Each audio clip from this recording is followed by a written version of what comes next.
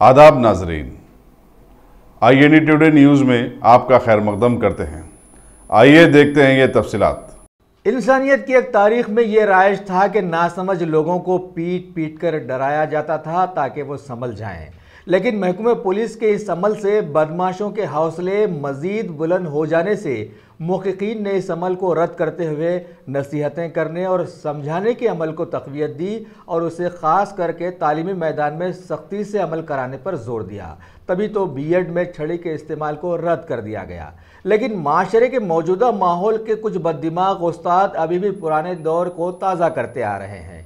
अभी खबर है कि कुलसुमपुरा के पुलिस हुदूद में वाक़े एक खानगी विघ्नेश्वरा हाई स्कूल के मैथ्स के टीचर वेंकटेश ने 9वीं जमात के ज़ेर तालीम मोहम्मद अजीज़ को सवालात के जवाबात सही ना देने पर बड़ी बेरहमी से पीट कर रख दिया और बच्चा जब घर आकर तड़पने लगा तब माँ बाप को इसकी जानकारी हासिल हुई।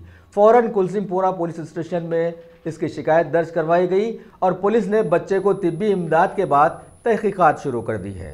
अब्दुल अजीज़ खान मेरा नाम है। सर मेरे को 6 प्रॉब्लम्स पूछे थे, 3 बोला मैं और बोलता हूँ बोले तो सर अभी क्वेश्चन ही नहीं पूछे, मार दिए सर। 3 पूछे और 3 बोलने का था, तो बोलने से पहले सर मार दे रहे, पूछे ही नहीं उन्होंने अभी आगे का। 3 बोल जाता, अभी 3 न पूछे मार दिए सर। सर का नाम वेंकटेश सर है। मैं 9th क्लास में हूँ, Vighneshwara high school, Gautam model के बाजू की गली में, विघ्नेश्वरा हाई स्कूल। क्या नाम? Vighneshwara high school. क्या? वेंकटेश सर। आज मिडनाइट सुबह 6 बजे सिराज खान भीमनगर में रहते, उनका कंप्लेंट के ऊपर हम लोग केस करा हुआ है। केस का डिटेल्स बोले तो उसका भाई का बेटा Abdul Aziz Khan 9th class Vighneshwar school में पढ़ रहा।